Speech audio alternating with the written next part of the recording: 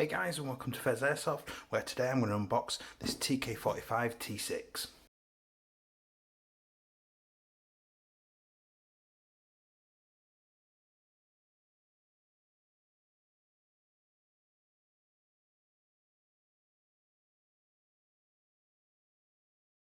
Hey guys, and welcome back. So, before I get started, if you do enjoy my content today, please do consider liking and subscribing because it massively helps me out.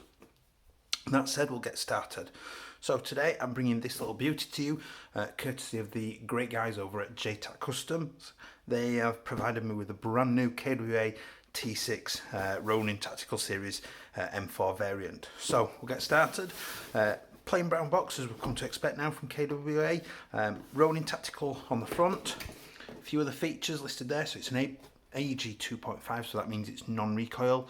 It's got a new style muzzle brake, M-lock rail, ambidextrous controls, I really like those, flip up rear and front sights, one piece hop up that we've seen in most of their kit lately, monolithic style rail, and it's an enhanced polymer package, so it's the Magpul stylings. So on the end we've got, there it is, this beauty of a little M4, very small, a little bit about it, standard KWA that end. The back of the box just features a little bit more information about each of those things, and we're going to open it up. So pull the tabs out, flip the lid out, and there it is. Now the packaging, as per usual, as I tend to find with KWAs, is nothing special. It tends to do just enough to keep the AEG in place, but that's about it, so it's nothing real special. So at the end we've just got a little piece of foam that just protects the flash hider against the outside of the box. This piece of foam just pulls off, again nothing special. There is a little beauty, we'll come back to this in a second. The foam end where the stock sits in, and there is our MS120. There is a little warning in there saying to make sure you push down on the magazine follower before inserting into gun. So there is a follower in there that will need pushing down before you feed BBs in. That's to prevent damage to the follower itself, which I'm guessing probably works the cutoff system, which we'll find out in a minute. So you then get the usual little thing, a couple of little M-lock rails to chuck in there on the front end.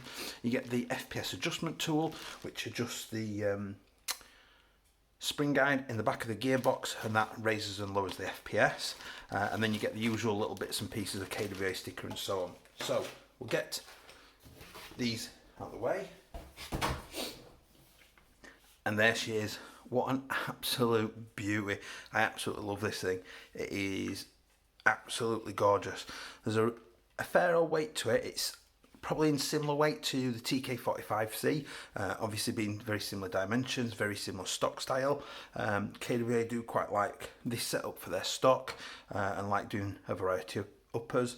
I will look at, in an upcoming video, the compatibility of this upper, full upper, with the TK45 and the other RONIN series M4s. I have obviously got the RONIN Recon M4, but it is absolutely beautiful. So you've got your nice M-lock rail with the integrated mini sight at the front, which I find is quite helpful. I do like the muzzle brake, is quite nice, quite an open style one. You've got the flip up sights, which have got a nice authoritative click to them, so you know they're not easy to just knock down.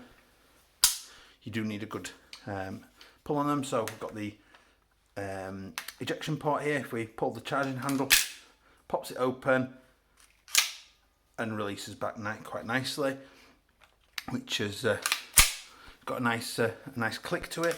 Obviously not quite as good as an M14. I always think an M14 Airsoft rifle has the best charging handle pull of any AEG I've ever used, but nice and solid. Metal receiver. The pistol grip is really nice and comfy. It's one of these enhanced polymer ones. Slims down at the top. It's really nice and comfortable to grip around there. You've got the nice curved trigger guard, a little bit comfier, particularly for bigger trigger fingers and gloved hands. And then obviously nice standard M4 style curved trigger in there. You've then got the stock that is adjustable. So one position is fully compressed. That's the midway position. Press the button again, and that's the fully extended version. and then if you press it again, it releases the stock. That then makes it easy to access the battery compartment, which is the same size battery compartment as the TK45. So you can get what is the equivalent of a mini type battery in there. For those of you old enough to remember NIM type batteries, those of you that are still using them, I'm impressed. So we'll come on to test firing it in a second just to see what it's like on a 7.4 and an 11.1. All in all, it looks pretty nice. There is the one piece hop that, just like the normal, is the standard normal KWA hop unit. I'm pretty certain the hop rubber is absolutely useless, as we've discovered in pretty much all of the other KWA variants. The hop rubbers that they're installing, I'm not sure why they think they're good, but they just have, particularly for the UK market, have been useless.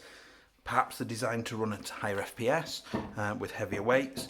In the UK, we typically have to, well, we have to run at 350 feet per second maximum, and most people run either 0.2 gram BBs or 0.25s. So the hop rubbers that are installed are just not any good for that kind of usage. So I'll get to 2 batteries now, and we'll give it a try and test fire it on both batteries. So I've got here a Nuprol 7.4 volt 2200 milliamp crane stock LiPo. That should almost fit in the stock on its own. And then I've also got an 11.1 2600 milliamp crane stock LiPo as well to try in here to see what that's like. Now they are rated for 11.1. On British FPSs, I wouldn't recommend an 11.1 just because it's potentially going to destroy the gearbox. That said, it is designed and built for it. So I'm just going to drop in the 7.4 there. So for the purpose of this, I've removed the stock. So there's the stock battery. I'm going to lift the wiring up. I'm going to slide the battery in, and the 2 crane stock parts, the nunchuck battery, will sit side by side. Now it's not quite long enough to get the battery in there and put the stock cap on, so you will probably need, if you're getting a battery as long as this, you will need the extension made by I believe JTAC, which I also have on my TK45C. So 7.4, safe, single shot, full auto. So pretty much as we've discovered before, on a 7.4 the KWAs run fairly nicely, not too special, pretty steady away. Their motors are much better when we introduce the 11.1 volt LiPo, and they are designed, because the American market's been mostly an American company, mostly run on 11.1s. Generally find that most Americans run much higher FPS as well, or at least higher than the UK, and are looking for much higher rate of fires as well. So obviously this one just will not fit in there whatsoever, so I'm not even going to really make much of an effort. I'll just kind of Frankenstein it in there a little bit. If I turn those all sideways, still can't get them in. We'll get 2 in for now, that's fine. And I'll connect it up. Hopefully there's enough charge in here just to see what it's like. So 11.1 volt then, safe, single, much faster, snappier.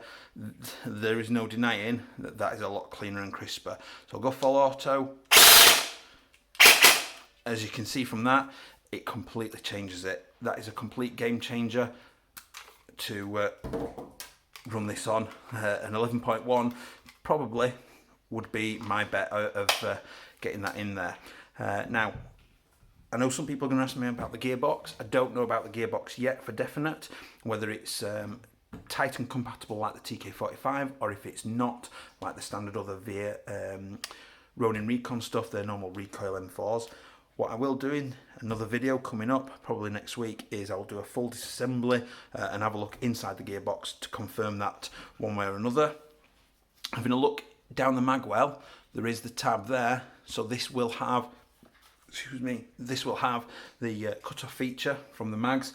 So when the mags are empty, it will flick the little latch at the back, or should do, and that should stop the AEG firing. That said, it's an AEG 2.5, so it should have that feature. That's one of their features in the 2.5 AEGs. So likelihood of compatible with the Gate Titan is pretty slim, really. I'm virtually guaranteeing that it's not compatible. But like I said, I will do a disassembly and we'll have a look at that next time. All in all, nice little package, nice markings and really nice weighting, particularly at the middle setting. I found that this is really nice to shoulder and really convenient. That in a CQB setting is going to be absolutely unstoppable. I mean, you can get around corners really nice and quick whilst keeping your standard M4 style appearance. So beautiful little package, definitely better on an 11.1. Potentially going to ruin your gearbox if you are in the UK, because we have to run at lower FPS. It can put higher stresses on the gearbox and the gear set because it's too easy to turn it over. Possibly changing the motor out for a better, higher quality, high torque and high speed motor would compensate for that, still with a 7.4 volt battery. So other than that, nice piece of kit. I really do like it. Wish I had the money at the minute to get my own. Watch out for the upcoming videos where I'll look at the upper compatibility and the disassembly as well. If you have enjoyed this content, please don't forget to like and subscribe. See you next time. Bye.